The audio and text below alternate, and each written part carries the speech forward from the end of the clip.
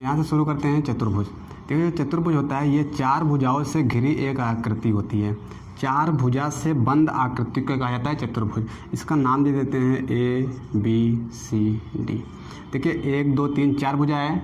चार भुजा से बंद आकृति को चतुर्भुज कहा जाता है। अगर मैं इस भुजा को और इस भुजा के देखूँ, देखिए इस भुजा को इस भुजा को देखो, एक भी पॉइंट कॉमन नहीं मिलेगा। जैसे देखो इस भुजा में ये पॉइंट कॉमन है, इस भुजा में ये पॉइंट कॉमन है, लेकिन इस भुजा में कोई भी पॉइंट कॉमन नहीं है, तो ऐसी भुजा को सम्मुख भुजा कहा जाता है।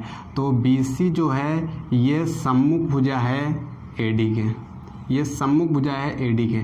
तो ये भुजा इसके सम्मुख हो जाएगी, क्योंकि इसमें कोई भी बिंदु क्या होगा, कॉमन नहीं होगा।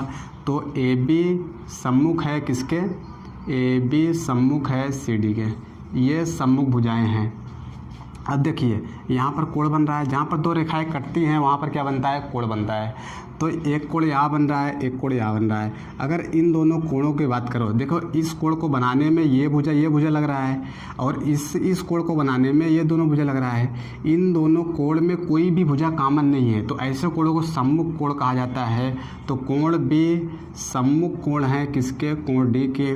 कोण A इसी प्रकार ये कोण हो जाएगा कोण C के। कोण A सम्मुख हो जाएगा किसके, कोण C के। ये बातें याद रखिए, अभी ये काम आने वाला है। देखिए अगर चतुर्भुज के प्रकार की बात करें तो चतुर्भुज 5 प्रकार का होता है। पहला होता है वर्ग, क्या होता है, वर्ग। दूसरे की बात करें तो ये आयत हो जाएगा।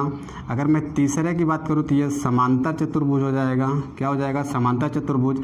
अगर मैं चौथे की बात करूँ तो ये सम चतुर्भुज हो जाएगा, क्या हो जाएगा, सम चतुर्भुज।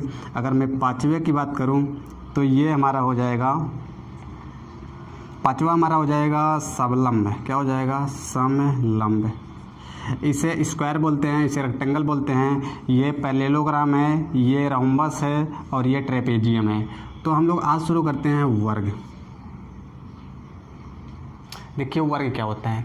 देखिए ये एक चतुर्भुज का प्रकार है। वर्ग की चारों भुजा बराबर होती है, ये इसके बराबर, ये इसके बराबर, ये इसके बराबर, अर्थात चारों बराबर होती हैं, और चारों कोण समकोण होता है। ये भी 90, ये भी 90, ये भी 90, सब कोण क्या होते हैं, समकोण होते हैं। सबसे पहले इसमें सभी भुजाएं बराबर होती हैं। AB बराबर BC के, BC बराबर CD के, और CD बराबर DA के।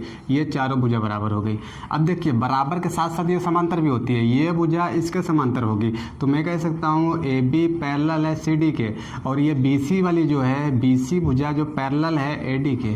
तो ये बातें भी याद रखिए। और प्रत्येक कोण 90 डिग्री का होता है। A बराबर B बराबर कोण C बराबर कोण D बराबर कितने का, 90 डिग्री का। ये तो बच्चा रटा रहता है। अब इसमें अगर विकर्ण की बात करूँ, ये विकर्ण हो जाएगा, इसमें एक विकर्ण ये हो जाएगा, तो इसके विकर्ण भी क्या होते हैं, आपस में बराबर होते हैं। अगर मैं AC की बात करूँ तो AC बराबर हो जाएगा BD के।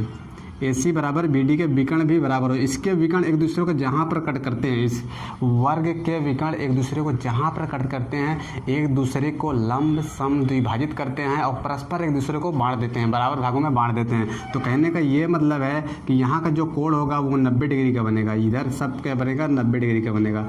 और ये जो यहाँ से ये लंबाई देख रहे हैं, ये लंबाई इस लंबाई के बराबर होगा, और ये लंबाई इस लंबाई के बराबर होगा, और ये आपस में भी बराबर होंगे। अर्थात हम कह सकते हैं OA बराबर होगा OB के, और ये बराबर होगा OC के, और ये बराबर हो जाएगा OD के।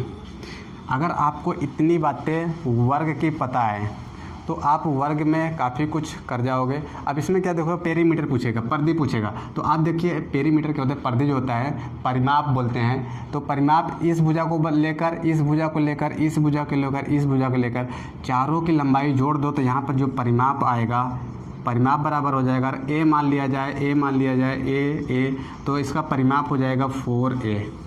जो भी यूनिट रहेगा, यूनिट में इसका आंसर आ जाएगा। इसके अगर क्षेत्रफल की बात करें तो ये पूरा जो एरिया है, ये इसका क्षेत्रफल हो जाएगा। अगर उसकी बात करें तो ये भुजा का स्क्वायर हो जाएगा। भुजा A माने हैं तो A का स्क्वायर। एरिया क्या आ जाएगा, भुजा का स्क्वायर, जो भी यूनिट दिया रहेगा यूनिट का स्क्वायर में। देखिए इसमें से बहुत टाइप के क्वेश्चन बनते हैं। अभी इसी के अंदर वृत्त बना देगा, इसके बाहर वृत्त बना देगा, इसके हर पॉइंट पे ऐसे वृत्त बना देगा, इसमें त्रिभुज बना देगा। तो जितने टाइप के क्वेश्चन बनते हैं हम लोग सब करने वाले हैं बारी बारी से।